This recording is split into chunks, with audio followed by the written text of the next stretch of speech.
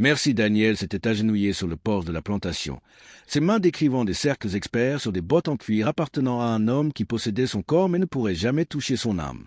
Le soleil de Géorgie tapait sans pitié cet après-midi de 1840 et elle fredonnait un air que sa grand-mère lui avait appris, une chanson sur une rivière qui menait jusqu'à la liberté.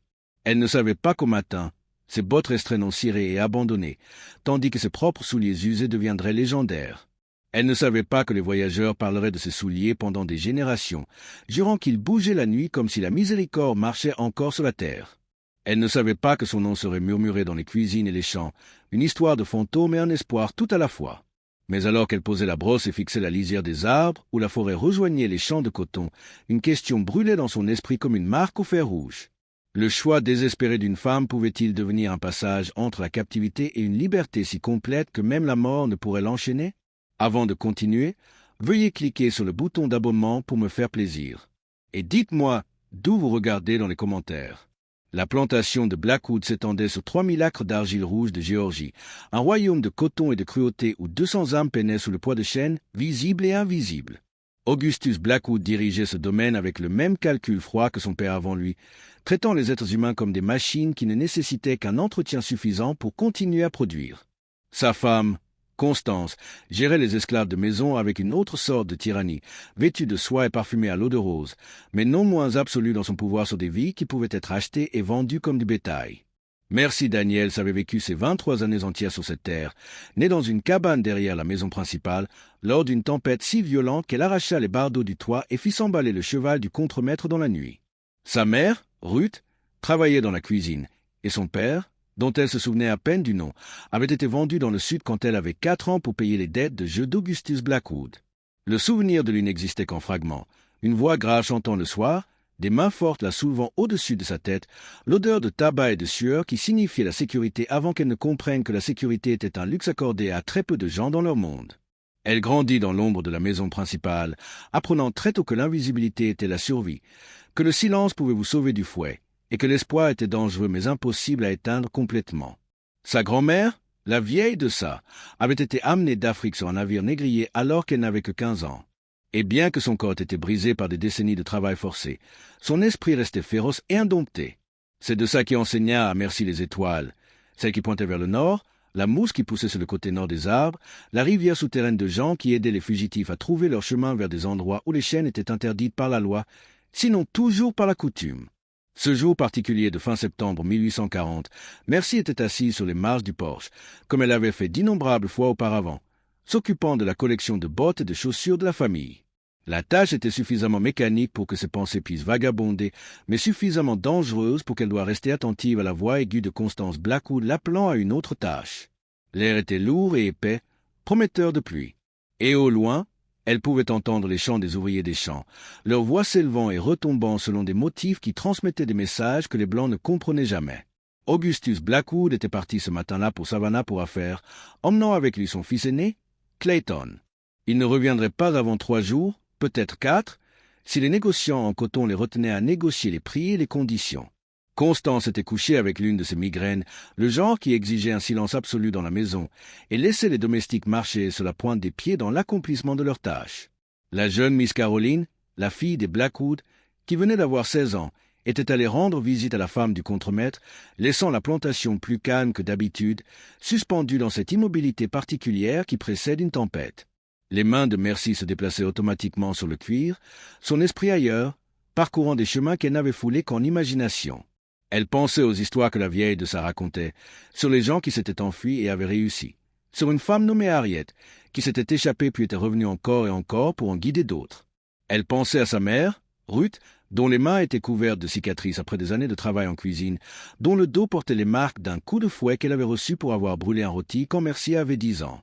Elle pensait à son jeune frère, Isaac, qui avait été vendu il y a à peine 6 mois parce qu'il avait osé regarder le contremaître dans les yeux, et dont l'absence laissait un vide dans sa poitrine qui ne cessait de lui faire mal.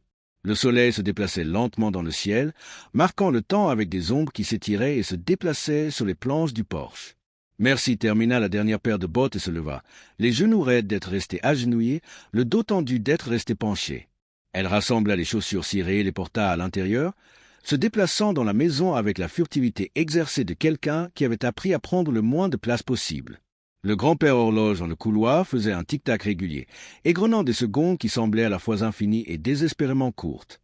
Dans la cuisine, sa mère préparait le repas du soir, ses mouvements économiques et précis malgré la chaleur qui donnait à la pièce l'impression d'être à l'intérieur d'un four. Ruth leva les yeux lorsque Merci entra, et quelque chose se passa entre elles. Une communication sans parole que les mères et les filles développent lorsque parler librement est trop dangereux. Les yeux de Ruth contenaient une question, et Merci secoua la tête de la plus petite des manières. Pas encore. Pas aujourd'hui, mais bientôt. Toujours bientôt. Ce soir-là, après que la famille eut mangé et que la vaisselle ait été lavée et rangée, après que les bougies ont été allumées et éteintes dans toute la maison, après que Constance Blackwood eut pris son laudanum et se fut retirée dans un sommeil drogué. Merci s'assit devant sa cabane et regarda les étoiles. La vieille de s'assit à côté d'elle, son corps ancien enveloppé dans un mince châle malgré la chaleur persistante de la journée, ses yeux toujours vifs malgré leur opacité. « Tu penses à t'enfuir » Dis de ça, et ce n'était pas une question. Merci ne répondit pas immédiatement. Les insectes nocturnes chantaient autour d'elle, et quelque part au loin, un hibou lança son cri de chat solitaire. « Je pense à Isaac, » répondit-elle finalement, sa voix à peine plus qu'un murmure. « Je pense aux mains de maman. Je pense à vivre et à mourir au même endroit où je suis né, sans jamais rien connaître d'autre. » De ça hocha lentement la tête, sa tête bougeant de cette manière délibérée que les personnes très âgées ont. « Ton grand-père, il a essayé de s'enfuir une fois. Ils l'ont attrapé avant qu'il n'ait fait 10 miles. Ils l'ont battu si fort qu'il n'a pas pu travailler pendant un mois. Mais tu sais ce qu'il m'a dit avant de mourir? Il a dit que ces 10 miles de liberté valaient chaque cicatrice sur son dos. Dis, pendant ces quelques heures, il s'est appartenu à lui-même, et c'était un sentiment pour lequel il valait la peine de mourir. Avez-vous déjà pensé à vous enfuir? Demanda Merci, bien qu'elle ait déjà entendu la réponse. Chaque jour de ma vie, mon enfant. Chaque jour. Mais j'avais des bébés, et je ne pouvais pas les laisser. Et quand ils ont grandi, mon corps était trop brisé pour me porter loin. Mais toi, de ça tendit la main et prit la main de Merci dans ses propres doigts noueux. Tu es jeune et forte, et tu n'as pas de bébé qui te retienne. Tu as une chance. Merci sentit les larmes lui brûler les yeux, mais refusa de les laisser couler. Maman, murmura-t-elle, ta maman voudrait que tu sois libre plus qu'elle ne veut que tu sois en sécurité. Dis fermement de ça. Elle ne le dirait jamais à voix haute, mais je connais ma fille. Elle meurt un peu chaque jour depuis qu'ils ont vendu Isaac. Te voir t'enfuir, trouver la liberté, cela lui donnerait quelque chose pour quoi vivre, quelque chose à espérer. Elle restait assise en silence après cela, et finalement de ça retourna à sa propre cabane, laissant Merci seule avec les étoiles et ses pensées. La nuit devint plus profonde, et la plantation s'installa dans son sommeil agité, le genre où chaque bruit pouvait être un danger, où le repos ne venait jamais complètement parce que la vigilance était le prix de la survie. Merci ne dormit pas du tout cette nuit-là. Elle resta allongée sur sa paillasse étroite et fixa le plafond, pensant à tout ce qu'elle laissait derrière elle et à tout ce qu'elle pourrait gagner. Elle pensa aux histoires de gens qui s'étaient enfuis et avaient été attrapés, aux chiens et aux fusils et aux hommes qui gagnaient leur vie en chassant des êtres humains comme des animaux. Elle pensa aux cicatrices que les fugitifs portaient pour le reste de leur vie, aux doigts et aux orteils manquants, aux marques et aux mutilations destinées à les marquer à jamais comme une propriété qui avait essayé de se voler elle-même. Mais elle pensa aussi à l'Étoile du Nord, à des villes où les Noirs marchaient librement, à travailler pour un salaire et à le garder, à apprendre à lire sans crainte de punition, à avoir un nom qui lui appartenait et non à un homme qui pouvait la vendre sur un coup de tête. Elle pensa à se réveiller le matin et à choisir son propre chemin pour la journée, à la simple dignité d'être reconnue comme un être humain avec une âme et un esprit et des droits que les autres devaient respecter. Alors que la première lueur de l'aube commençait à griser le ciel oriental, Merci prit sa décision. Elle se leva de sa paillasse et s'habilla dans l'obscurité, enfilant sa robe la plus solide, celle avec le moins de trous et les coutures les plus solides. Elle enveloppa un morceau de tissu autour du peu de nourriture qu'elle avait économisé. Du pain de maïs et un morceau de porc salé, rien qui ne manquerait. Elle n'avait pas d'argent parce que les esclaves n'avaient pas le droit d'avoir de l'argent. Rien de valeur parce que les esclaves n'avaient pas le droit de posséder quoi que ce soit. Pas de carte parce qu'on n'apprenait pas aux esclaves à lire. Mais elle avait quelque chose de plus précieux que tout cela. Elle avait la connaissance de la vieille, de sa transmise en chuchotements et en chansons, des instructions codées qui indiquaient la liberté. Elle avait sa propre force et sa propre détermination, forgée par des années de survie dans un système conçu pour la briser. Et elle possédait la plus dangereuse et la plus précieuse de toutes les possessions. Elle avait l'espoir. Avant de quitter sa cabane, Merci fit quelque chose qui deviendrait plus tard une légende. Elle enleva les chaussures usées qu'on lui avait données à la plantation. Des chaussures trop petites qui lui pinçaient les pieds. des chaussures qui n'avaient marché qu'en cercle autour de la propriété, qui lui servaient de prison. Elle les posa soigneusement sur le sol devant sa porte, les positionnant avec une précision délibérée de sorte que leur bout pointait loin de la maison principale, loin des champs, loin de tout ce qu'elle avait jamais connu. Elle pointait vers la lisière des arbres et la forêt au-delà, vers l'horizon et ce qui se trouvait au-delà, vers un avenir qu'elle pouvait à peine imaginer mais qu'elle avait désespérément besoin de croire. Puis, pieds nus et ne portant que son petit paquet de nourriture, Merci Daniel s'éloigna du seul foyer qu'elle ait jamais connu. Le matin était encore assez sombre pour lui fournir une couverture, et elle se déplaça rapidement mais prudemment, sachant que la hâte pouvait conduire à des erreurs qui lui coûteraient tout. Elle longea le bord des champs de coton, où les plants se tenaient en rangées ordonnées comme des soldats, gardant la richesse qu'ils produisaient. Passa devant la maison du contremaître, où l'homme qui maniait le fouet dormait avec sa femme et ses enfants. Passa devant la grange où les chevaux tapaient du pied et se déplaçaient dans leur stalle. Passa devant le fumoir et la remise à outils et toute l'infrastructure d'un système bâti sur la souffrance humaine. La forêt l'accueillit avec l'odeur du pain et de la terre riche. Et alors qu'elle franchissait ces frontières invisibles entre la captivité et la possibilité de liberté, quelque chose changea dans sa poitrine. Elle était toujours sur les terres de Blackwood, toujours en grand danger, toujours plus susceptible d'être attrapée et punie que de réussir sa fuite. Mais pour la première fois de sa vie, elle choisissait sa propre direction. Pour la première fois de sa vie, le moment suivant lui appartenait à elle seule. Elle courut alors, ses pieds n'y trouvant prise sur le sol de la forêt, son souffle venant rapidement et durement. Son cœur martelait contre ses côtes comme un oiseau désespéré de s'échapper de sa cage. Les arbres se refermèrent autour d'elle, des pins et des chênes anciens qui étaient là depuis des siècles et qui le seraient encore pendant des siècles, témoins d'innombrables histoires de lutte et de survie humaine. La lumière devint plus forte alors que l'aube se levait complètement, peignant le ciel de nuances de rose et d'or, et Merci Daniels devint quelque chose qu'elle n'avait jamais été auparavant. Elle devint une fugitive. De retour à la plantation, Ruth se leva dans l'obscurité d'avant l'aube, comme chaque matin. Son corps se mouvait selon des routines familières, même si son esprit restait embrumé par le sommeil. Elle alluma le feu de la cuisine et commença à préparer le petit déjeuner pour la famille, ne sachant pas encore que sa fille avait disparu dans les bois. Ce fut la vieille de ça qui découvrit la première les chaussures abandonnées. Debout devant la cabane vide de Merci, les larmes coulant sur son visage ridé, sachant exactement ce que signifiaient ces chaussures soigneusement positionnées. Deça ne donna pas l'alerte. Elle accomplit ses tâches matinales avec une lenteur délibérée, achetant à Merci chaque minute d'avance possible. Ce n'est que vers le milieu de la matinée que Constance Blackwood, émergeant de sa brume de laudanum, appela Merci pour qu'elle lui apporte son plateau de petit déjeuner et ne reçut aucune réponse. Le contremaître fut convoqué. Les cabanes furent fouillées et la découverte fut faite. Merci Daniel s'était enfui. La plantation explosa d'activité. Le contremaître, un homme brutal nommé Crenshaw, rassembla ses chiens et son groupe de chasse. Des messages furent envoyés aux plantations voisines pour surveiller une esclave en fuite, âgée de 23 ans, de taille moyenne, avec une cicatrice sur la main gauche d'une brûlure d'enfance. Des avis seraient imprimés et affichés dans toutes les villes dans un rayon de 100 miles, offrant une récompense pour sa capture et son retour, morte ou vive, mais de préférence vivante afin qu'elle puisse servir d'exemple. Ruth se tenait dans la cuisine et savait que sa fille était partie. Elle le sentait dans ses os de la même manière qu'elle l'avait senti quand Isaac avait été emmené enchaîné.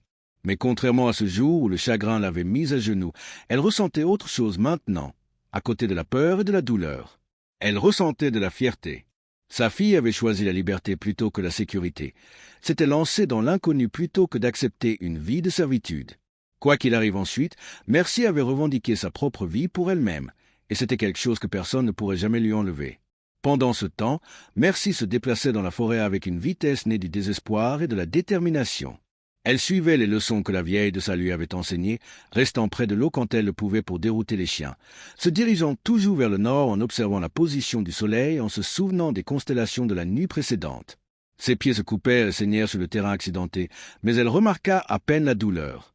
Le son des chiens hurlant au loin la poussait en avant, même lorsque ses poumons brûlaient et que ses jambes menaçaient de céder. Elle savait que les chiens viendraient. Elle savait que des hommes à cheval suivraient. Elle savait que toute la machine de l'esclavage se tournerait vers elle pour la trouver et la ramener pour faire un exemple de sa défiance.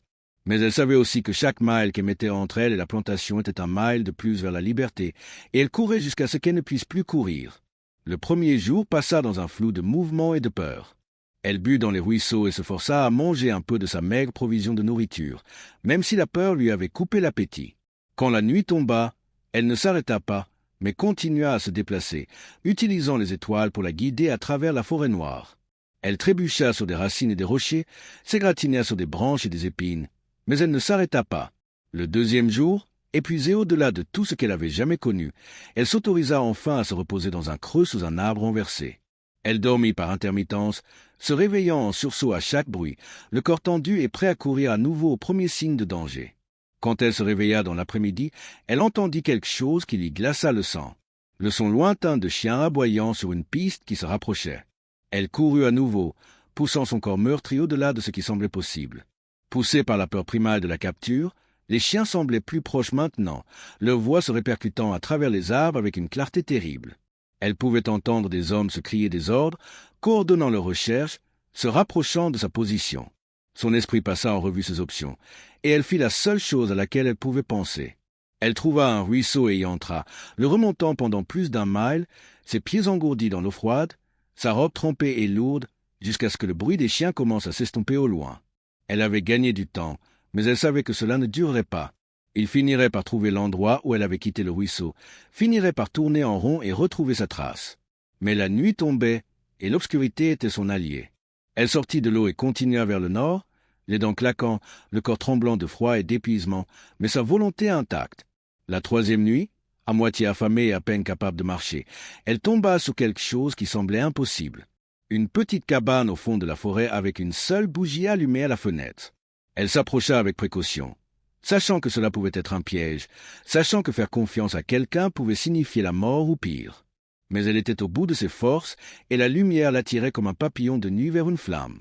Une vieille femme blanche répondit à son cou, son visage ridé par l'âge et quelque chose qui aurait pu être de la gentillesse. Elles se regardèrent un long moment, puis la femme s'écarta et fit signe à Merci d'entrer. À l'intérieur de la simple cabane d'une pièce, la femme lui donna de la nourriture et de l'eau, soigna ses pieds en sang, et parla à voix basse de la route vers le nord, des maisons sûres et des villes dangereuses, des traversées de rivières et des routes à éviter. « Tu n'es pas la première à passer par ici, » dit la femme. Son nom était Abigail, et elle était veuve jeune et vivait seule depuis. « Tu ne seras pas la dernière. Je peux te donner 2 jours pour te reposer et guérir, mais ensuite tu devras continuer. Les patrouilleurs passent parfois par ici, et je ne peux pas te protéger s'ils décident de fouiller ma maison. » Merci resta ces 2 jours, reprenant un peu de ses forces, laissant ses pieds commencer à guérir. Abigail lui donna de meilleures chaussures, des vêtements plus solides, un peu plus de nourriture pour le voyage. Elle lui donna aussi quelque chose d'encore plus précieux. L'espoir que le réseau de personnes aidant les fugitifs était réel, qu'il y avait ceux qui risquaient tout pour aider les étrangers à trouver la liberté. Le matin du 4e jour depuis sa fuite, Merci quitta la cabane d'Abigail et continua vers le nord. La vieille femme lui avait dessiné une carte approximative dans les cendres sur le sol de la cabane, la mémorisant avant de l'effacer, lui montrant où trouver la prochaine maison sûre, comment identifier les personnes qui l'aideraient. C'était une connaissance dangereuse, mortelle si elle était prise avec, mais c'était aussi sa meilleure chance de survie. Les semaines qui suivirent furent un tourbillon de cachettes et de fuites, d'étrangers bienveillants et d'évasions de justesse, de nuits froides et de jours de faim. Elle voyageait principalement dans l'obscurité, dormant dans des granges et des meules de foin, dans des creux de forêt sous des ponts. Elle traversa des rivières qui la noyèrent presque et marcha sur des routes où chaque cavalier qui approchait pouvait être celui qui la reconnaîtrait comme une propriété et non comme une personne. Elle rencontra d'autres personnes sur la route, d'autres fugitifs voyageant vers le nord, et parfois ils voyageaient ensemble pendant un certain temps avant de se séparer pour améliorer leurs chances. Elle entendit des histoires de gens qui avaient réussi à atteindre le Canada, de communautés de Noirs libres vivant sans peur, de vies construites selon leurs propres termes. Ces histoires la soutenaient lorsque son corps voulait abandonner. Lorsque la faim, le froid et la peur constante menaçaient de briser son esprit, dans une ville du Tennessee, elle travailla pendant 3 semaines dans la maison d'une famille de Quakers, gagnant un peu d'argent et reprenant des forces. Ils lui apprirent à lire des mots de base, lui montrèrent des cartes des routes vers le nord, la mit en contact avec d'autres personnes du réseau. Quand elle partit, elle emportait des lettres d'introduction pour des familles plus loin sur la route, des codes qui l'identifieraient comme quelqu'un digne d'aide. Dans le Kentucky, elle frôla la catastrophe. Un chasseur d'esclaves reconnut quelque chose dans son attitude, quelque chose qui la désignait comme une fugitive malgré les papiers de liberté que les Quakers lui avaient falsifiés. Elle courut dans les rues de la ville avec des hommes à ses trousses, se réfugia dans une église où le pasteur la cacha dans la cave pendant 2 jours pendant que les chasseurs fouillaient la ville. Quand elle en sortit, ses cheveux avaient été coupés courts et elle portait des vêtements d'homme. Un autre déguisement pour l'aider à échapper à ceux qui chassaient les êtres humains pour le profit. L'hiver fut rude cette année-là, et elle faillit mourir de froid dans une tempête de neige en Ohio. Sauvée seulement par un fermier qui la trouva effondrée près de sa grange et la ramena à l'intérieur pour la réchauffer près de son feu. Il était allemand et parlait un anglais approximatif, mais sa femme lui donna de la soupe chaude et un manteau qui avait appartenu à leur fils, mort de la fièvre l'année précédente. Ils ne posèrent aucune question sur son origine ou sa destination, l'aidant simplement parce que c'était la bonne chose à faire. Au printemps, Merci Daniel s'était si loin de la plantation de Blackwood qu'elle pouvait presque croire qu'elle avait entièrement laissé cette vie derrière elle. Elle avait appris à lire des panneaux et des documents simples, à parler aux Blancs avec la déférence prudente qui la maintenait en sécurité, à suivre les étoiles et à éviter certaines routes. Elle était devenue quelque chose de nouveau. Plus seulement une esclave évadée, mais une personne se forgeant sa propre identité dans un monde qui voulait encore lui nier son humanité. Elle traversa la frontière du Canada par une chaude journée d'avril 1841, 7 mois après avoir laissé ses chaussures pointant vers l'horizon. L'homme qui l'aida à traverser la frontière était un homme noir nommé Benjamin Crawford, qui avait lui-même fait le voyage des années auparavant. Et quand il lui dit qu'elle était libre maintenant, vraiment libre, elle tomba à genoux et pleura pour la première fois depuis qu'elle avait laissé sa mère derrière elle. Benjamin l'aida à se relever, ses mains calleuses douces sur ses bras, et la conduisit à une petite colonie où d'autres anciens esclaves s'étaient rassemblés pour construire de nouvelles vies. La communauté se composait d'environ 40 familles vivant dans de modestes maisons qu'elles avaient construites elles-mêmes, cultivant des terres qu'elles possédaient réellement, élevant des enfants qui ne connaîtraient jamais le claquement d'un fouet ou la terreur d'être vendus loin de leurs parents. C'était un spectacle que Merci n'aurait jamais cru possible.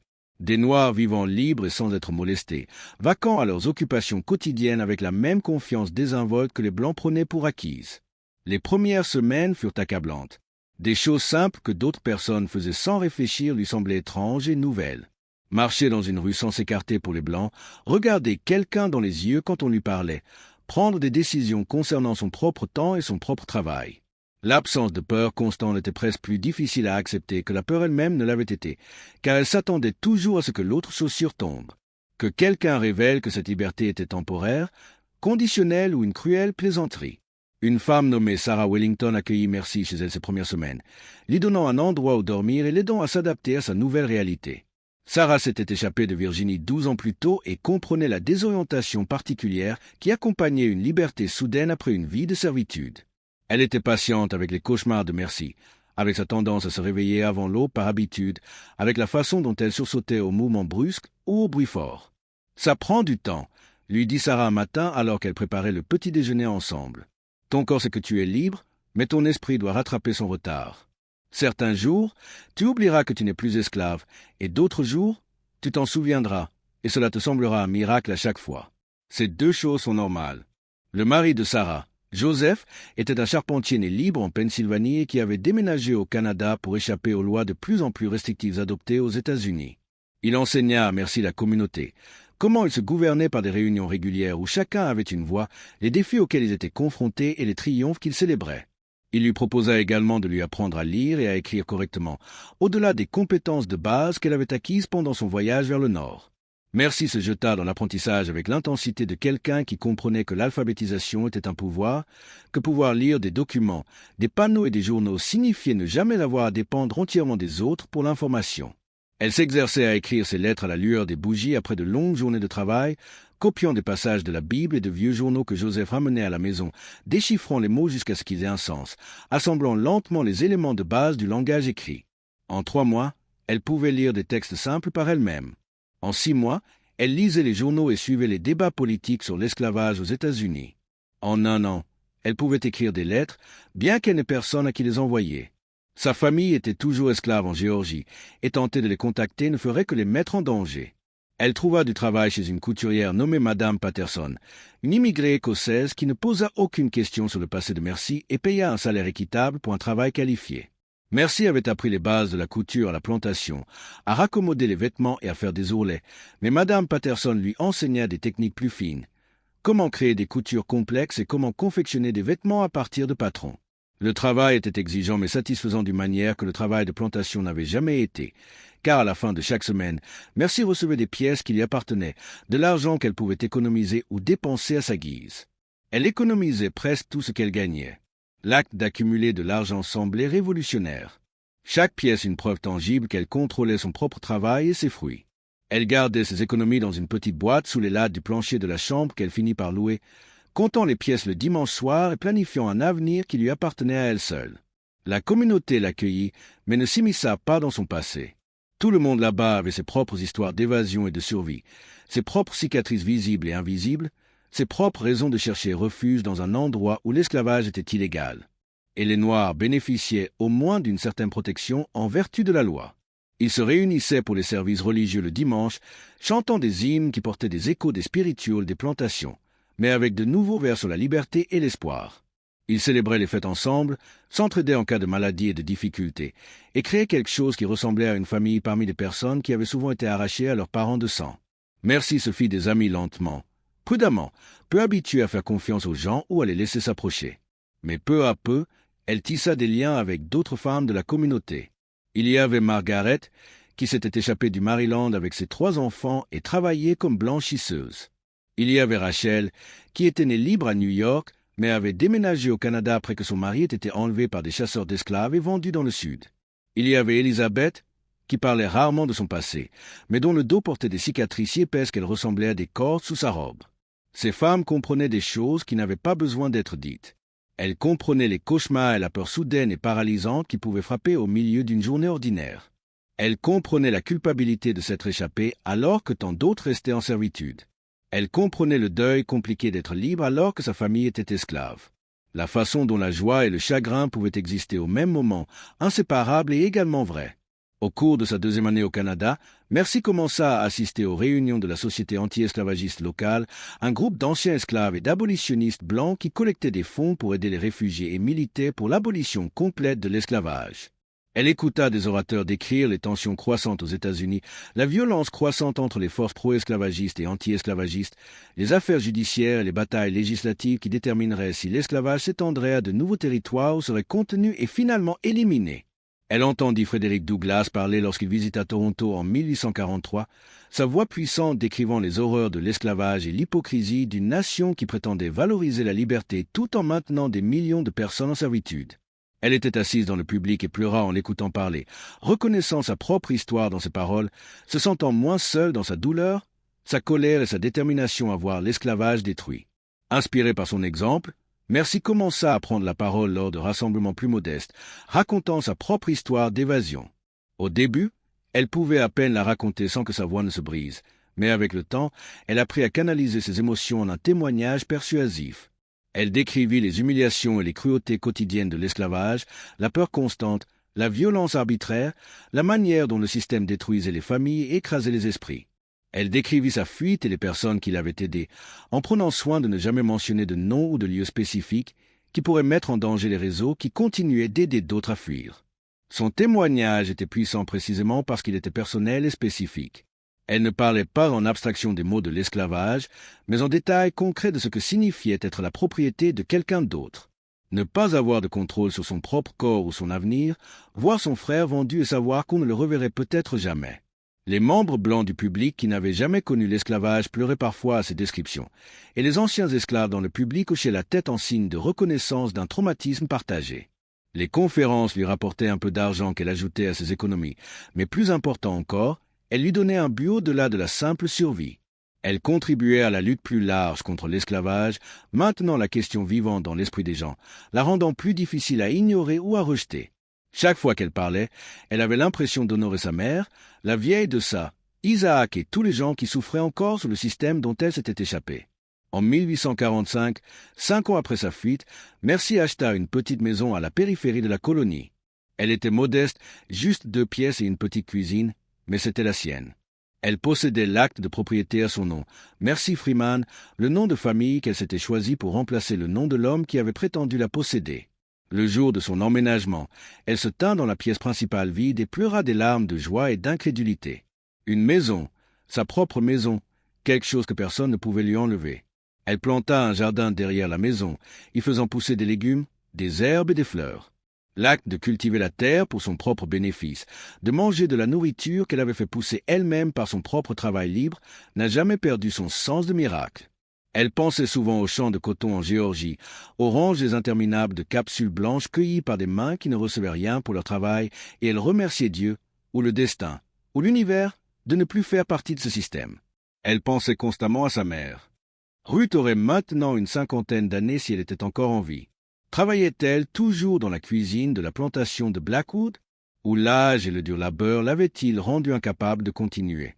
Parlait-elle jamais de sa fille disparue, ou était-ce trop douloureux à mentionner? Croyait-elle que Mercy avait atteint la liberté, ou craignait-elle le pire? Mercy composait des lettres à sa mère dans son esprit, lui parlant de la maison dans le jardin, de son apprentissage de la lecture et de l'écriture, de la communauté qu'elle avait trouvée et de la vie qu'elle s'était construite. Mais elle ne les a jamais écrites parce qu'il n'y avait aucun moyen sûr de les envoyer. Toute tentative de contacter sa famille pourrait les exposer à des punitions ou mettre en danger les personnes qui l'avaient aidé à s'échapper. Alors, elle garda ses mots inexprimés et son amour inexprimé, sauf dans l'intimité de son propre cœur. Elle pensait aussi à Isaac, se demandant ce qu'il était devenu après avoir été vendu. Il aurait 21 ans maintenant, un homme fait, bien qu'elle l'imaginait toujours comme le garçon de 16 ans qui avait été emmené enchaîné. Était-il en vie? Était-il traité avec une certaine humanité? Avait-il essayé de s'échapper? Le fait de ne pas savoir était une sorte de torture en soi, pire à certains égards que ne l'aurait été une mauvaise nouvelle certaine. En 1848, la communauté fut secouée par la nouvelle d'un raid sur une colonie plus à l'ouest. Des chasseurs d'esclaves, encouragés par les nouvelles lois sur les esclaves fugitifs aux États-Unis, avaient traversé la frontière canadienne et tenté d'enlever plusieurs anciens esclaves pour les rendre à leurs propriétaires. Les autorités canadiennes étaient intervenues et avaient arrêté les ravisseurs, mais l'incident sema la peur dans les communautés de réfugiés qui se croyaient en sécurité. Mercy assista à des réunions d'urgence où les gens débattaient de ce qu'il fallait faire. Certains soutenaient qu'il devrait se déplacer plus au nord, plus profondément au Canada, où il serait plus difficile à atteindre. D'autres insistaient sur le fait qu'ils devaient rester et défendre leur maison, que fuir à nouveau signifierait que les chasseurs d'esclaves avaient gagné. Finalement, la communauté décida de rester, mais d'organiser des veilles et des systèmes d'alerte pour s'assurer que tout étranger suspect serait immédiatement signalé et que tout le monde serait prêt à se défendre et à se protéger mutuellement. L'incident rappela à Mercy que la liberté était toujours contingente, toujours menacée par ceux qui profitaient de l'esclavage et étaient prêts à enfreindre les lois pour maintenir leur pouvoir. Cela renforça son engagement dans le mouvement abolitionniste, sa détermination à voir l'esclavage non seulement fui, mais complètement détruit. Elle s'impliqua davantage dans le chemin de fer clandestin, offrant sa maison comme abri temporaire aux réfugiés qui se dirigeaient vers le nord. Elle se réveillait au milieu de la nuit pour trouver des personnes épuisées et terrifiées sur le pas de sa porte, envoyées par des contacts plus au sud qui savaient qu'on pouvait lui faire confiance. Elle les nourrissait, leur donnait un endroit où dormir, soignait leurs blessures et les aidait à entrer en contact avec d'autres personnes qui pourraient les guider vers des colonies plus permanentes. Chaque personne qui passait par sa maison portait sa propre histoire de souffrance et de survie.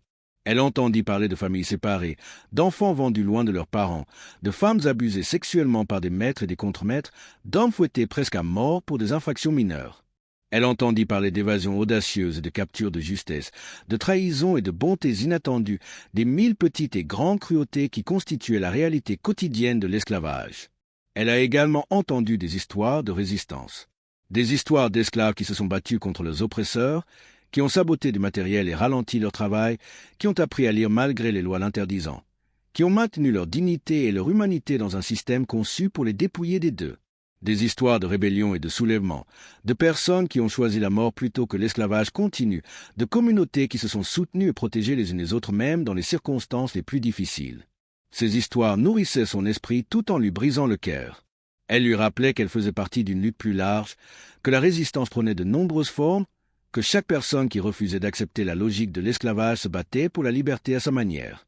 En 1850, le Congrès adopta la loi sur les esclaves fugitifs, facilitant la récupération par les propriétaires d'esclaves des personnes qui s'étaient enfuies dans les États libres et exigeant des citoyens qu'ils aident à la capture des fugitifs. La loi provoqua une onde de choc dans les communautés noires du Nord, et des milliers de personnes qui se croyaient en sécurité dans les États libres s'enfuirent au Canada pour échapper à la nouvelle menace. La colonie où vivait Mercy vit sa population, doublée en quelques mois alors que les réfugiés affluaient de l'autre côté de la frontière. Les résidents existants travaillèrent frénétiquement pour aider les nouveaux arrivants à trouver un logement et du travail, à les intégrer dans la communauté, à fournir un soutien et des ressources aux personnes qui arrivaient souvent avec rien d'autre que les vêtements qu'elles portaient.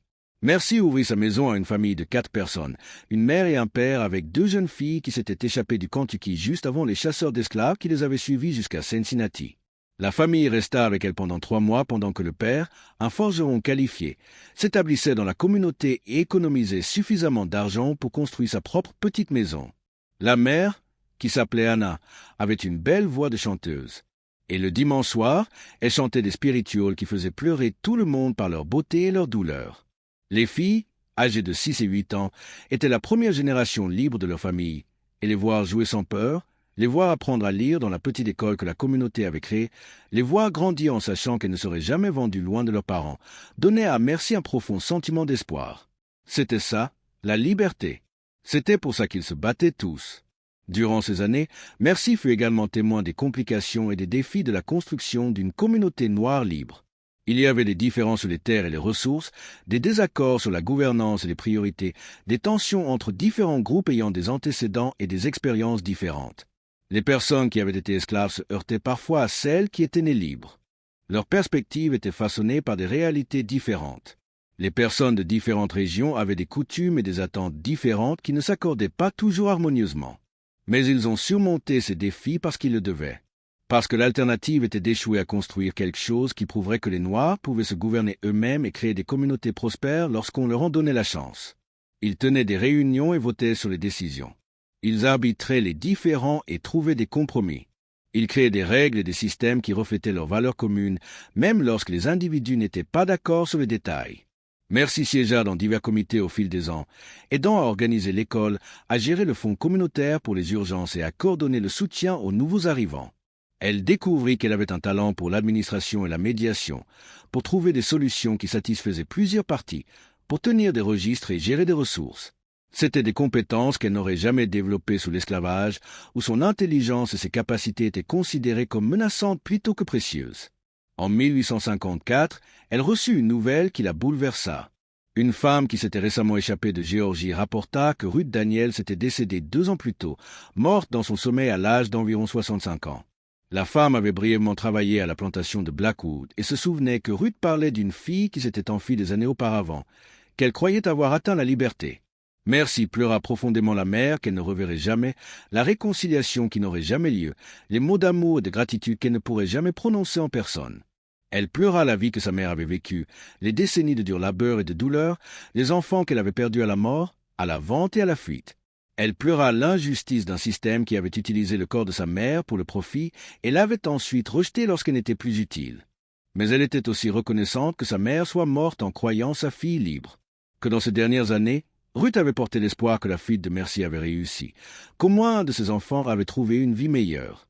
Ce petit réconfort était quelque chose, même s'il ne pourrait jamais compenser tout ce qu'ils avaient perdu. La femme apprit également que la vieille de ça était décédée l'année suivante, après Ruth, et que la plantation de Blackwood connaissait des difficultés financières alors que le débat national sur l'esclavage s'intensifiait et que l'économie du Sud devenait de plus en plus instable. Cette nouvelle procura à Merci une sombre satisfaction. Le système qui avait profité de sa souffrance commençait à s'effondrer sous le poids de ses propres contradictions, bien que pas assez rapidement et pas sans un coût énorme en souffrances humaines. À cette époque, Merci commença à écrire ses expériences. Au début, elle n'écrivait que pour elle-même, essayant de traiter ses souvenirs et ses émotions, essayant de donner un sens à son voyage de l'esclavage à la liberté. Mais peu à peu, elle réalisa que son histoire pourrait être précieuse pour les autres, à la fois comme témoignage contre l'esclavage et comme encouragement pour ceux qui luttaient encore pour leur liberté. Elle écrivit sur son enfance à la plantation, sur les petites joies et les grands chagrins, sur les leçons que sa mère et sa grand-mère lui avaient enseignées. Elle écrivit sur la décision de s'enfuir, sur la peur et le désespoir qui l'avaient poussée, sur les mois de cachette, de fuite et de ne jamais se sentir en sécurité. Elle écrivit sur les personnes qui l'avaient aidée en prenant soin de changer les noms et les lieux pour les protéger. Elle écrivit sur son arrivée au Canada et sur son lent apprentissage de la vie en tant que personne libre. Son écriture était brute et honnête, sans fioritures, mais puissante dans son authenticité. Elle partagea des extraits lors de réunions anti-esclavagistes et les gens l'encouragèrent à l'étendre en un récit complet qui pourrait être publié.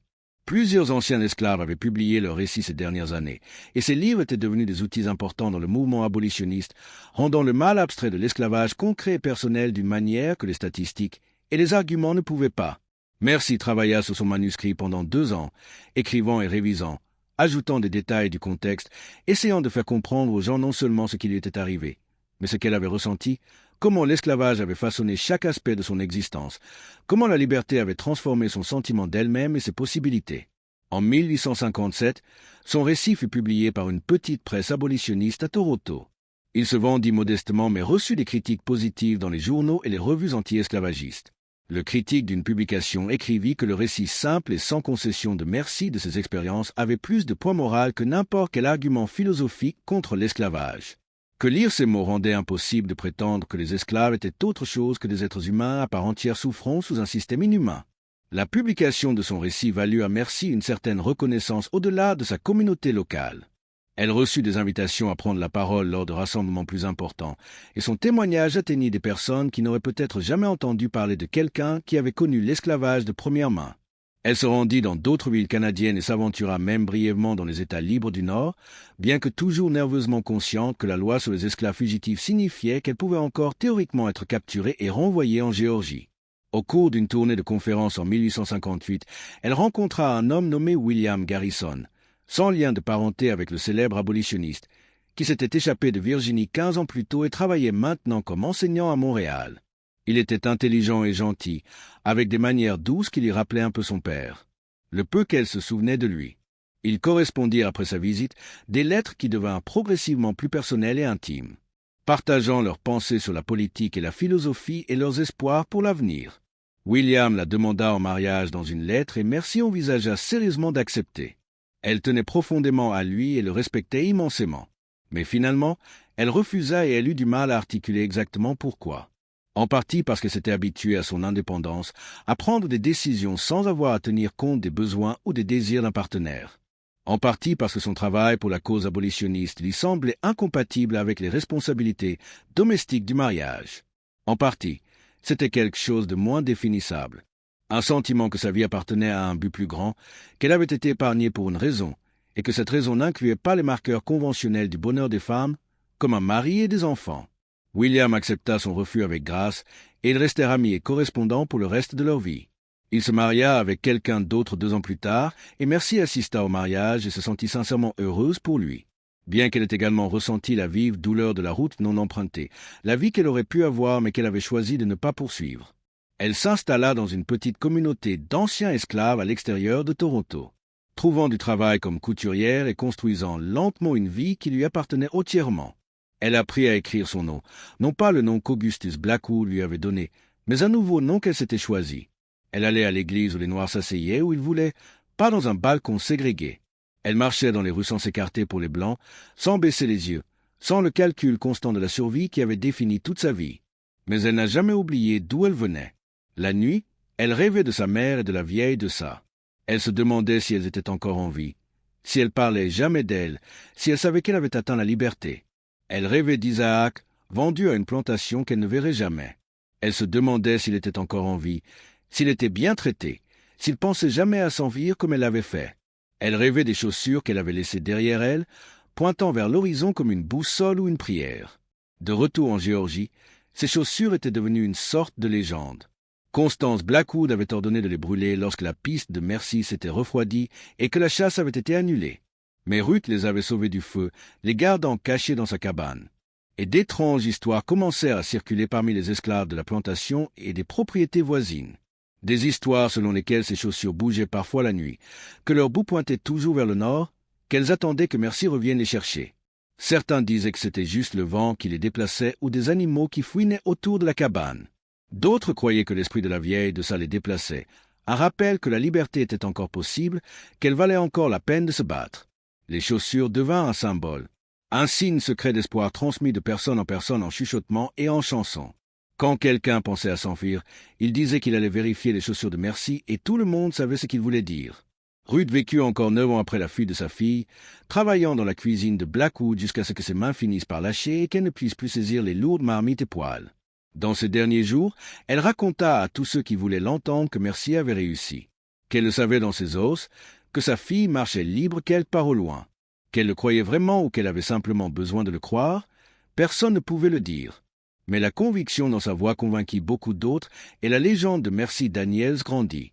La vieille de ça survécut à sa fille de 2 ans, s'éteignant finalement dans son sommeil à l'âge de 97 ans.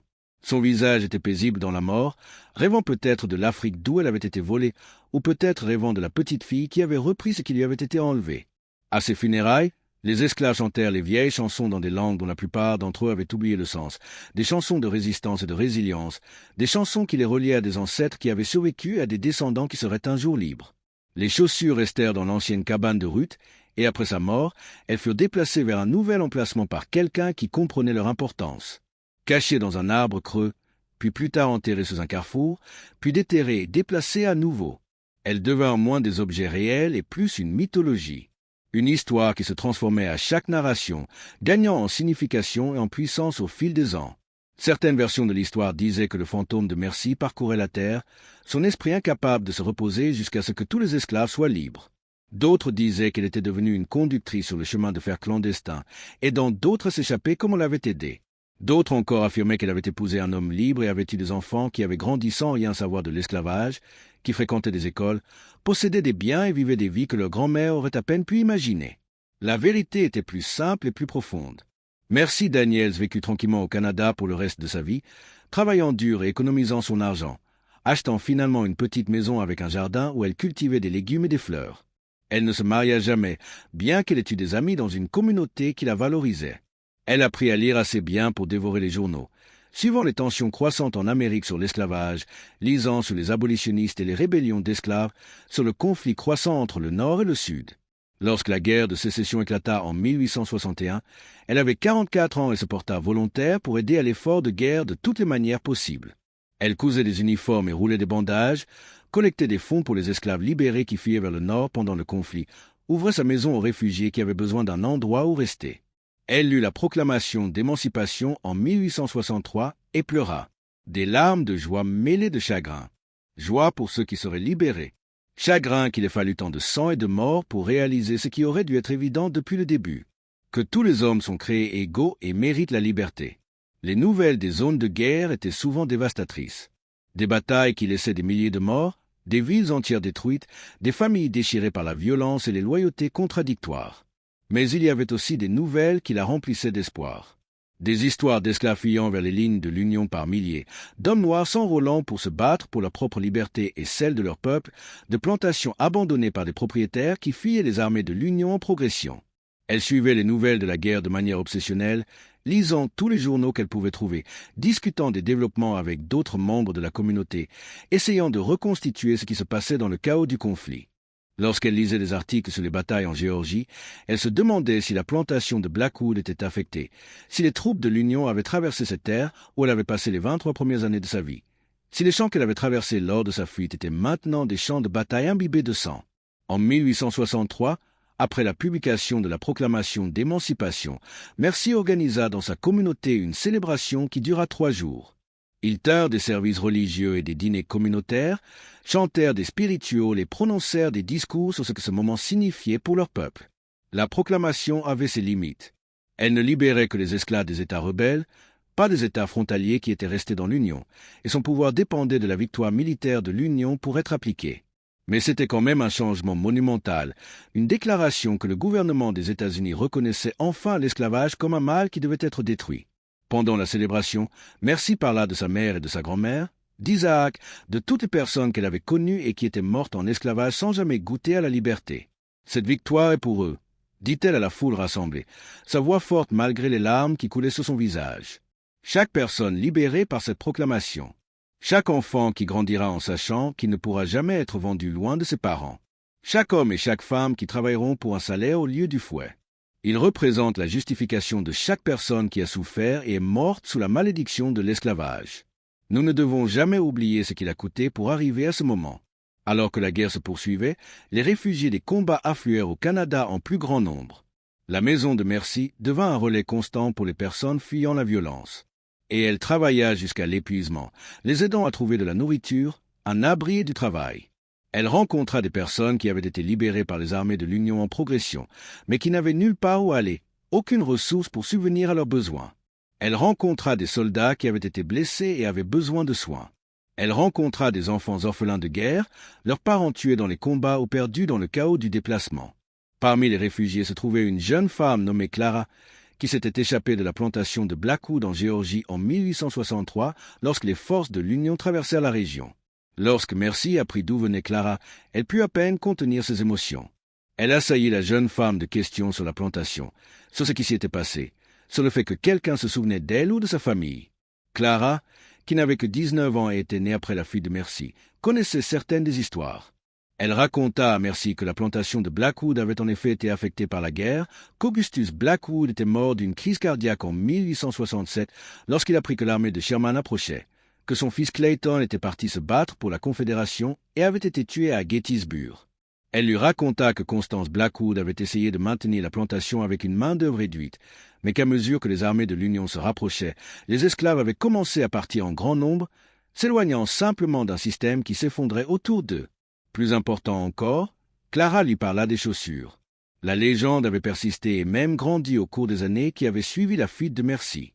De nouvelles versions de l'histoire avaient émergé, certaines disant que l'esprit de Mercy protégeait les esclaves en fuite, d'autres affirmant que quiconque trouverait les chaussures et les pointerait vers la liberté s'échapperait avec succès. Les chaussures elles-mêmes avaient pris une signification presque religieuse, un lien physique avec l'espoir et la libération. La vieille Violet, c'était l'une des plus âgées de la plantation quand j'étais petite, expliqua Clara. Elle nous parlait de Mercy Daniels, de la façon dont elle était partie pieds nus et n'avait jamais regardé en arrière. Elle disait que les chaussures de Mercy étaient une promesse qu'un jour nous serions tous libres. Quand les soldats de l'Union sont passés et nous ont dit que nous pouvions partir, la vieille Violet est allée là où ses chaussures étaient gardées. Elle s'en était occupée toutes ces années, et elle les a mises même si elles ne lui allaient pas. Elle les a portées pendant 3 jours pendant que nous marchions vers les camps de l'Union, et elle a dit que chaque pas lui donnait l'impression que Mercy marchait avec elle.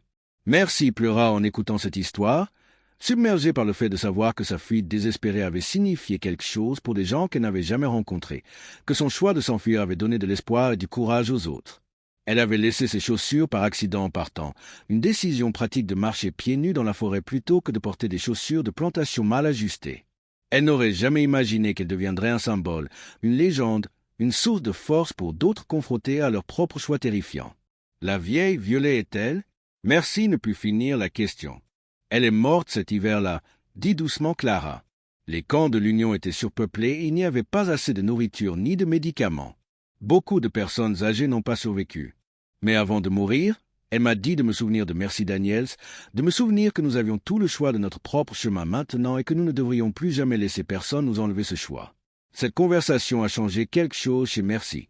Elle avait toujours su intellectuellement que son histoire pouvait en inspirer d'autres, que son témoignage aux réunions anti-esclavagistes servait un but au-delà de sa propre guérison. Mais entendre que ses actions avaient directement eu un impact sur les gens de la plantation de Blackwood, que les chaussures qu'elle avait laissées derrière étaient devenues un symbole tangible d'espoir, lui fit comprendre le pouvoir de la résistance individuelle d'une nouvelle manière. Chaque personne qui s'est dressée contre l'esclavage, qui a refusé de l'accepter comme inévitable ou naturel, qui a revendiqué sa propre humanité malgré un système qui la niait, a contribué à sa destruction éventuelle. Après la fin de la guerre en 1865, le véritable travail de reconstruction commença. 4 millions d'anciens esclaves avaient besoin de soutien et de ressources pour construire leur vie en tant que personnes libres. Des écoles devaient être créées. Des terres devaient être distribuées. Les systèmes économiques devaient être restructurés. Les défis étaient énormes. Et la résistance des sudistes blancs déterminés à maintenir leur suprématie était féroce et souvent violente. Mercy voulait désespérément aller dans le sud et aider aux efforts de reconstruction. Elle s'imaginait enseigner dans des écoles pour les personnes libérées, les aidant à apprendre à lire et à écrire, partageant les connaissances qu'elle avait acquises. Mais elle approchait de la cinquantaine et le Sud était dangereux pour quiconque était associé à l'autonomisation des Noirs. Des rapports de violence contre les enseignants et les militants filtraient régulièrement vers le Nord. Des histoires d'écoles incendiées, de personnes battues ou tuées pour le crime d'aider d'anciens esclaves à revendiquer leurs droits. Au lieu de cela, elle fit ce qu'elle put depuis le Canada. Elle collecta des fonds pour les écoles de fourrièrement, rassembla des livres et des fournitures envoyées dans le Sud, écrivit des lettres d'encouragement et de conseils aux enseignants travaillant dans les anciens États confédérés.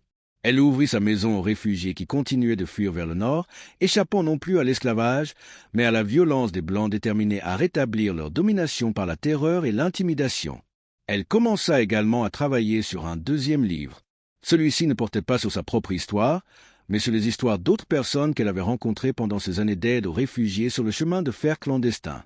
Elle mena des entretiens, recueillit des témoignages et les tissa ensemble en une tapisserie de résistance et de survie qui documentait les nombreuses façons dont les gens avaient lutté contre l'esclavage.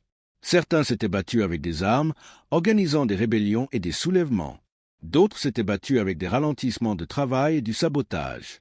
D'autres encore s'étaient battus en maintenant leur dignité et leur humanité face à un traitement déshumanisant, en préservant les liens familiaux malgré les séparations forcées, en transmettant des histoires, des compétences et des pratiques spirituelles qui les reliaient à leurs ancêtres et les uns aux autres. Le livre fut publié en 1870 et reçut encore plus d'attention que son premier récit. Les critiques le saluèrent comme un document historique important, une collection de voix qui aurait pu autrement être perdue pour l'histoire. Un critique écrivit que le livre démolissait toute prétention restante selon laquelle les esclaves avaient été satisfaits de leurs conditions, qu'il révélait le courant sous-jacent constant de résistance qui avait toujours existé, même lorsqu'il ne pouvait être exprimé ouvertement. Mais la publication a également entraîné des menaces.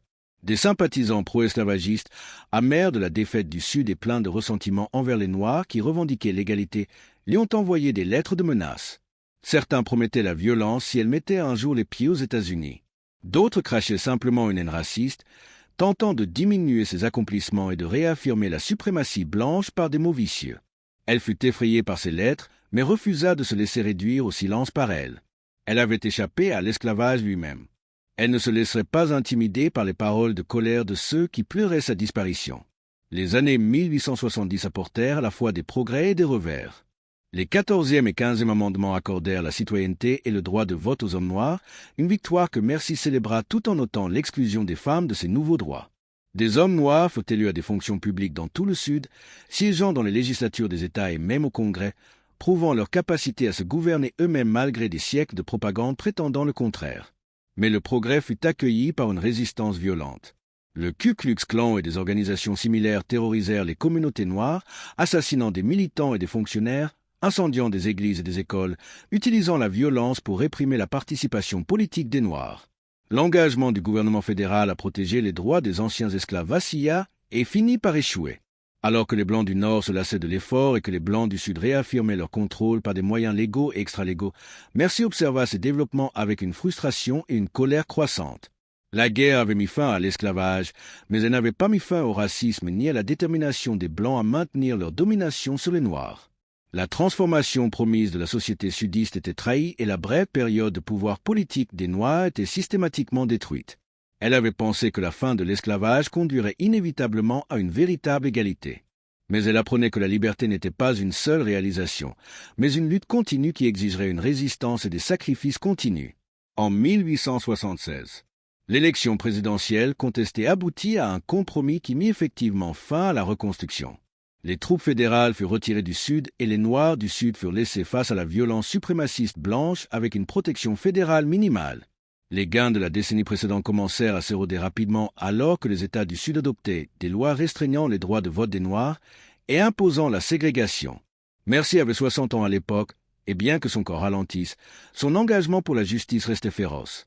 Elle continua à parler et à écrire, documentant la trahison de la reconstruction et appelant à un engagement renouvelé pour l'égalité. Elle soutenait que la nation avait une obligation morale de protéger les droits qu'elle avait accordés, que l'abandon des Noirs du Sud à la violence et à l'oppression tournait en dérision les objectifs déclarés de la guerre. Mais elle se retrouva aussi à réfléchir davantage à son propre parcours, à la distance qu'elle avait parcourue depuis ce matin de 1840 où elle s'était éloignée de la plantation de Blackwood. Elle avait vécu assez longtemps pour voir la fin de l'esclavage. Une victoire qu'elle avait autrefois crue impossible. Même si la promesse d'une véritable égalité restait inaccomplie, même si le combat continuait, c'était quelque chose. L'esclavage, la propriété légale d'êtres humains, était terminé aux États-Unis. Cet accomplissement, acheté avec tant de sang et de souffrance, ne pourrait jamais être défait. Elle pensait souvent aux chaussures qu'elle avait laissées derrière elle, à la légende qu'elles étaient devenues.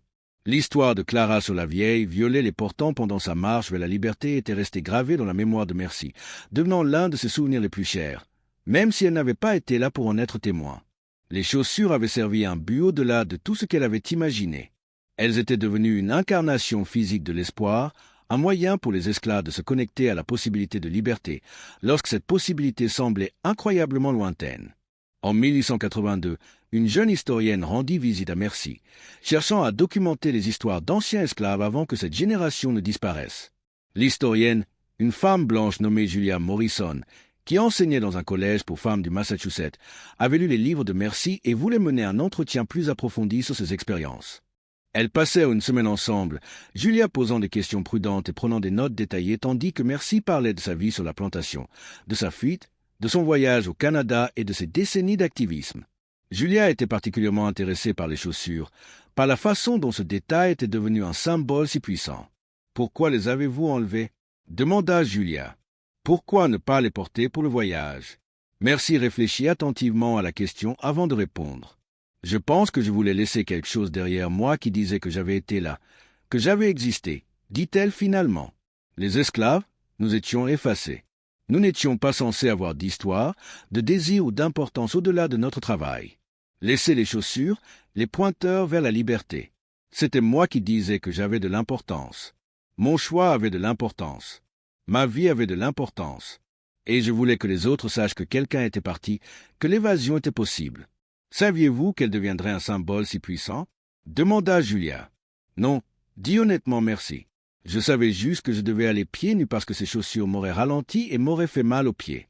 Le reste se produit sans moi. Les gens avaient besoin de quelque chose en quoi croire et les chaussures sont devenues cette chose. Je suis honoré par cela, humilié par cela, mais je ne l'ai pas planifié. Les entretiens de Julia furent finalement publiés dans un livre sur le chemin de fer clandestin, et l'histoire de Mercy y figurait en bonne place. Le livre attira une nouvelle attention sur son travail et sur les histoires d'autres anciens esclaves qui avaient résisté au système de diverses manières. Il suscita également une nouvelle recherche des chaussures réelles, qui avaient été perdues quelque temps pendant ou après la guerre de sécession, lorsque la plantation de Blackwood fut abandonnée. Après la fin de la guerre, elle pensa retourner en Géorgie, découvrir ce qui était arrivé à sa famille, voir la plantation où elle était née et avait grandi. Mais elle ne l'a jamais fait. La pensée de retourner à cet endroit, même en tant que femme libre, lui donnait l'impression de replonger dans un cauchemar dont elle s'était battue trop durement pour s'échapper. Au lieu de cela, elle écrivit des lettres à des organisations aidant d'anciens esclaves, demandant si quelqu'un savait quelque chose sur Ruth Daniels ou Isaac Daniels de la plantation de Blackwood, mais elle ne reçut jamais de réponse définitive. La recherche des chaussures devint une sorte d'obsession pour certains historiens et collectionneurs. Ils fouillèrent les ruines de la plantation de Blackwood, interrogèrent des personnes âgées qui se souvenaient des années de guerre, essayèrent de retracer ce qui était arrivé aux objets physiques qui avaient pris un tel poids symbolique. Certains prétendirent les avoir trouvés, produisant des chaussures usées qui, selon eux, correspondaient aux descriptions. Mais Mercy, à qui l'on montra des photographies de ces prétendues reliques, ne put jamais dire avec certitude si elles étaient vraiment les siennes. Elle les avait portées si peu de temps, et son souvenir d'elles était éclipsé par ce qu'elles en étaient venues à représenter. « Est-ce que ça a de l'importance qu'on les retrouve ?» demanda-t-elle à Julia Morrison lors d'une conversation. Le pouvoir des chaussures n'a jamais été dans le cuir et les coutures. C'était dans ce qu'elles représentaient. L'idée que quelqu'un pouvait s'éloigner de l'esclavage vers la liberté. Cette idée n'a pas besoin de chaussures physiques pour exister. Elle vit en chaque personne qui refuse d'accepter l'injustice, qui choisit la dignité plutôt que la sécurité, qui se dirige vers un avenir meilleur même lorsque le chemin n'est pas clair. En 1885, Mercy avait 68 ans et commençait à sentir le poids de ses années. Ses mains, qui avaient accompli tant de travail au cours de sa vie, étaient nouées par l'arthrite. Sa vue baissait, ce qui lui rendait difficile la lecture des journaux qu'elle aimait ou la couture des fines coutures qu'il avait fait vivre pendant des décennies. Son ouïe déclinait, bien qu'elle plaisantait en disant que c'était parfois une bénédiction, lui permettant d'ignorer les choses qu'elle ne voulait pas entendre.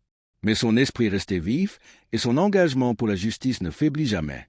Elle continua à prendre la parole lors de rassemblements lorsque sa santé le lui permettait, bien qu'elle ne puisse plus voyager loin de chez elle. Elle encadra de jeunes militants qui sollicitaient ses conseils, partageant les leçons qu'elle avait apprises au cours de près de 5 décennies de lutte pour la liberté et l'égalité. Elle écrivit des lettres aux journaux pour protester contre les injustices, ajoutant sa voix aux campagnes pour le droit de vote et contre le lynchage et la ségrégation. Elle commença également à réfléchir plus sérieusement à sa propre mortalité, à ce qu'il adviendrait de son histoire après sa mort. Elle avait publié 2 livres et donné d'innombrables témoignages, mais elle craignait que les générations futures n'oublient, que les horreurs spécifiques de l'esclavage ne s'estompent dans une histoire abstraite, que les gens ne perdent la compréhension viscérale de ce que signifiait être une propriété. N'avoir aucun contrôle sur son propre corps ou son avenir, vivre dans la peur et la douleur constante. Elle décida de donner ses papiers, ses lettres, ses manuscrits et ses notes à une bibliothèque qui collectionnait des documents relatifs à l'abolitionnisme et à l'expérience des Noirs en Amérique du Nord. Elle passa des mois à organiser ces documents, ajoutant du contexte et des explications afin que les futurs chercheurs comprennent ce qu'ils lisaient. C'était un travail minutieux rendu plus difficile par sa vue défaillante. Mais elle persévéra parce qu'elle croyait que cela avait de l'importance. Parmi les documents qu'elle a donnés se trouvait un journal qu'elle avait tenu sporadiquement au fil des ans, enregistrant ses pensées et ses observations sur la lutte pour la liberté et l'égalité. En le relisant, elle fut frappée par le fait que beaucoup de choses avaient changé et que beaucoup étaient restés obstinément les mêmes. L'esclavage avait disparu, mais le racisme persistait. Les Noirs avaient des droits sur le papier, mais ces droits étaient constamment attaqués et souvent non appliqués. Des progrès avaient été réalisés, mais ils étaient toujours précaires, toujours susceptibles d'être inversés. Dans une entrée de journal de 1868, elle avait écrit « La liberté n'est pas un cadeau que quelqu'un vous fait. C'est quelque chose que vous revendiquez pour vous-même et que vous défendez ensuite chaque jour pour le reste de votre vie. » Ma fuite de la plantation n'était que la première étape d'un voyage qui ne finira jamais tant que les gens seront confrontés à l'oppression et à l'injustice. Les chaussures que j'ai laissées pointant vers l'horizon ne pointaient pas vers une destination, mais vers une direction.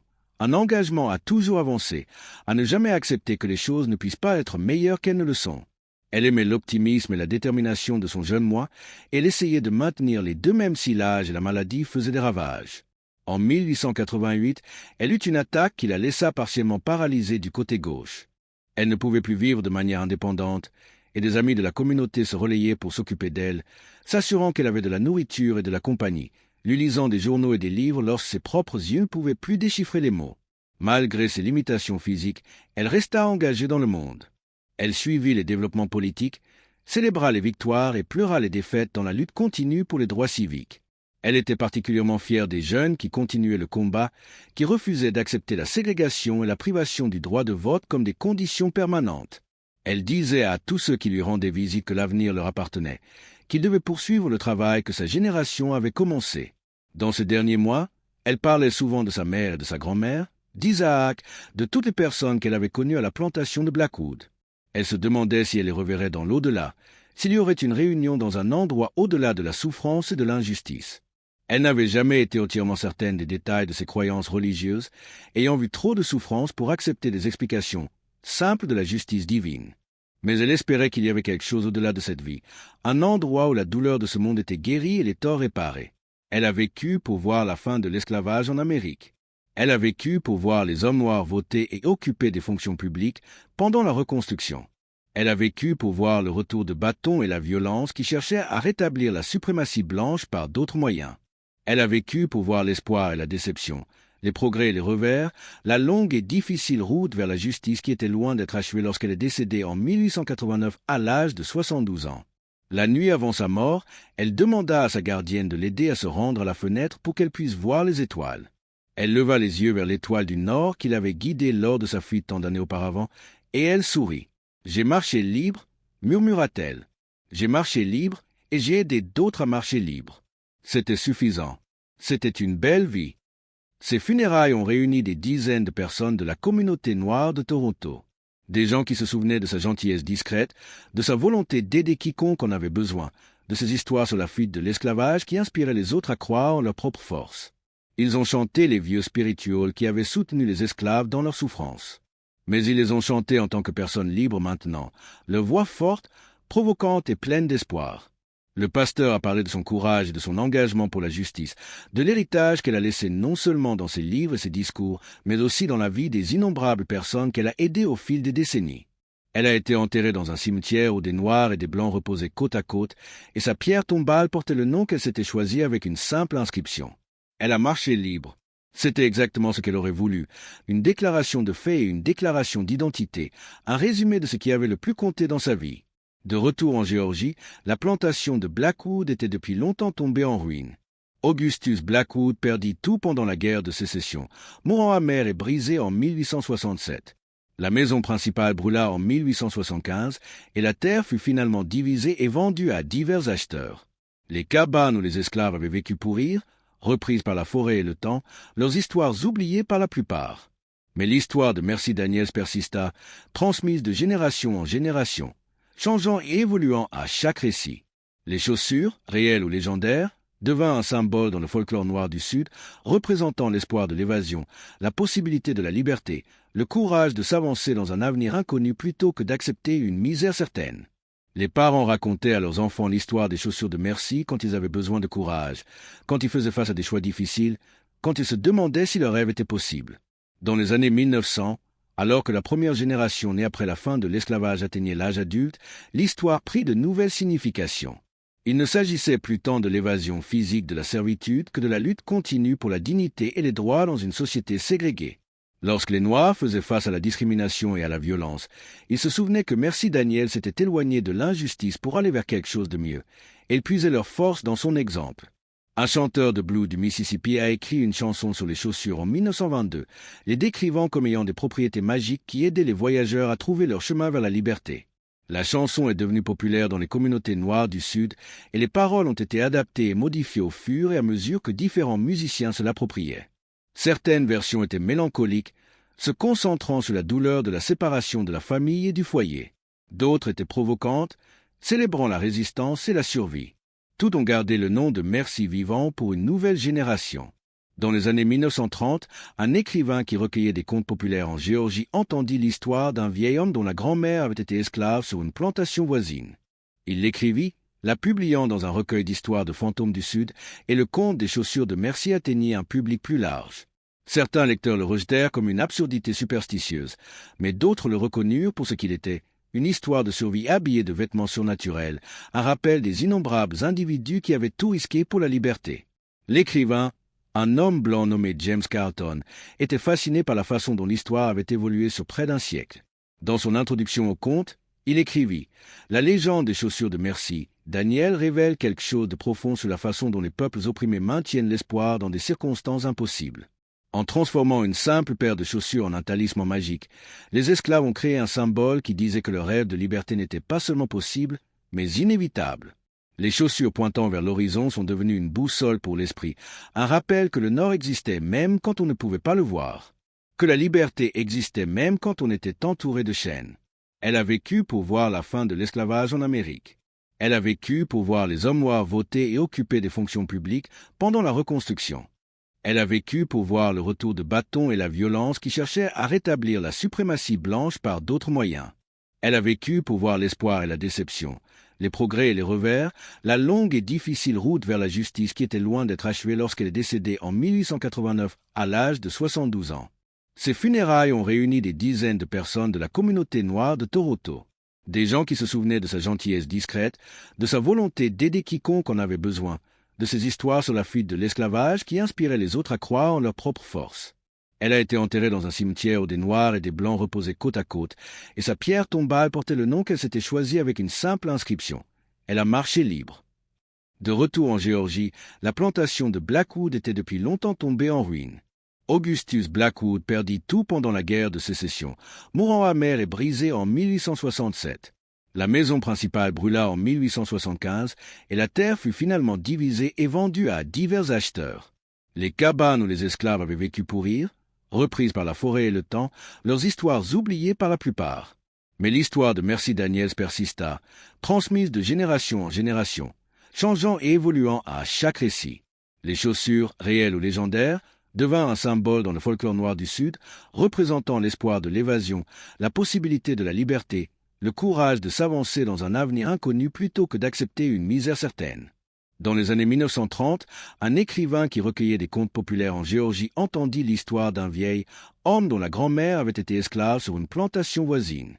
Il l'écrivit, la publiant dans un recueil d'histoires de fantômes du Sud, et le conte des chaussures de Merci atteignit un public plus large. Certains lecteurs le rejetèrent comme une absurdité superstitieuse, mais d'autres le reconnurent pour ce qu'il était, une histoire de survie habillée de vêtements surnaturels, un rappel des innombrables individus qui avaient tout risqué pour la liberté. Dans les années 1960, pendant le mouvement des droits civiques, des militants en Géorgie à la recherche d'inspiration historique redécouvrirent l'histoire. Ils trouvèrent des archives d'une esclave nommée Merci Daniels qui s'était échappée de la plantation de Blackwood en 1840 et n'avait jamais été retrouvée. Une brève mention dans un vieux journal offrant une récompense pour sa capture. Ils ne purent confirmer si elle avait survécu à sa fuite, mais ils choisirent de croire qu'elle l'avait fait, et son histoire devint une partie du récit plus large de la résistance et de la résilience des Noirs.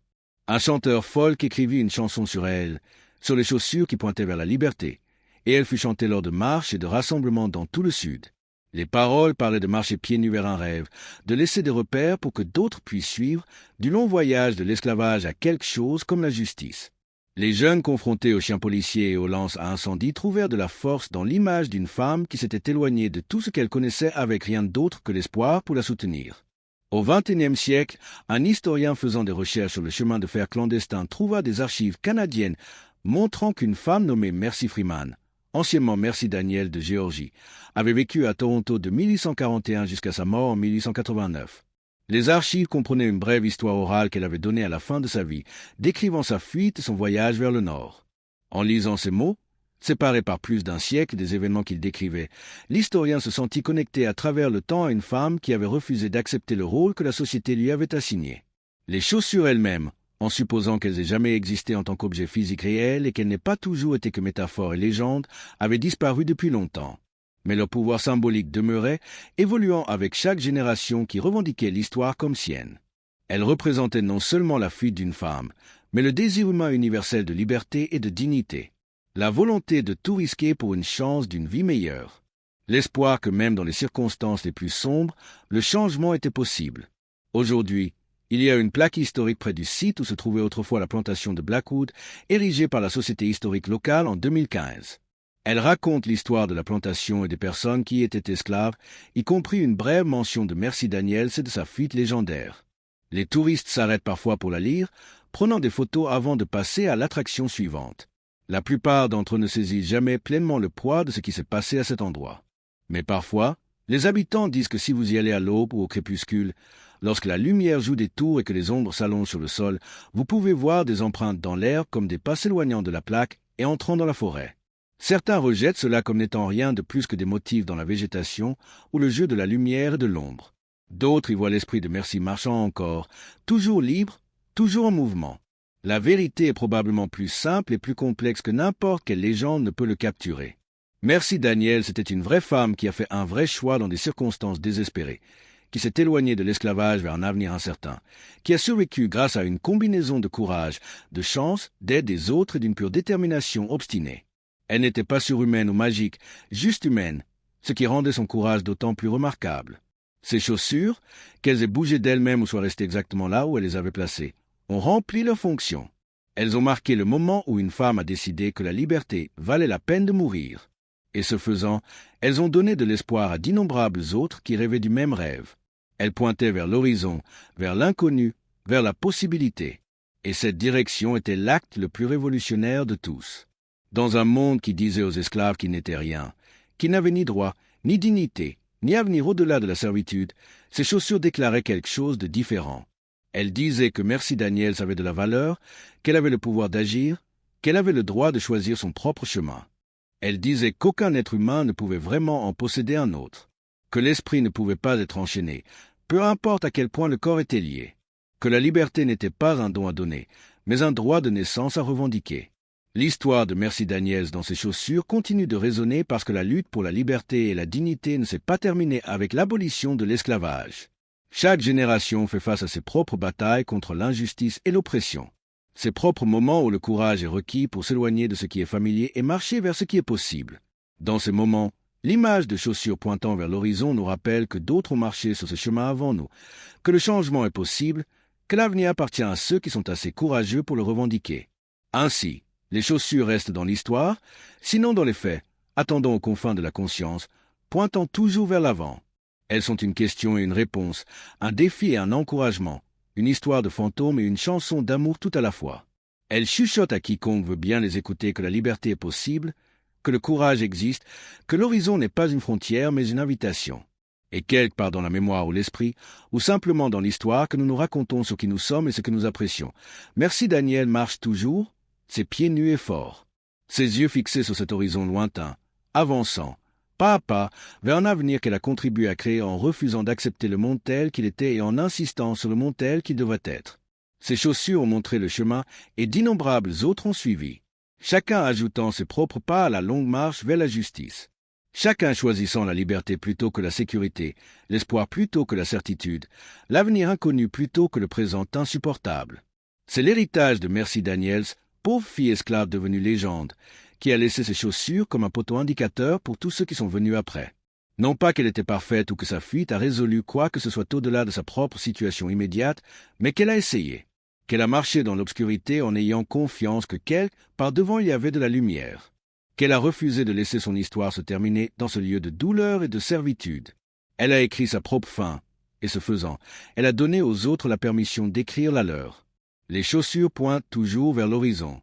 Dans chaque histoire qui se souvient d'elle, dans chaque cœur qui puise sa force dans son courage, dans chaque personne qui décide que la liberté vaut la peine de se battre, elle pointe vers le nord, elle pointe vers l'avant, elle pointe vers demain et tous les lendemains qui suivent, vers un monde où chaque personne peut marcher librement et choisir sa propre direction, où les chaussures pointent, où leur porteur le décide, où l'horizon appartient à tout le monde.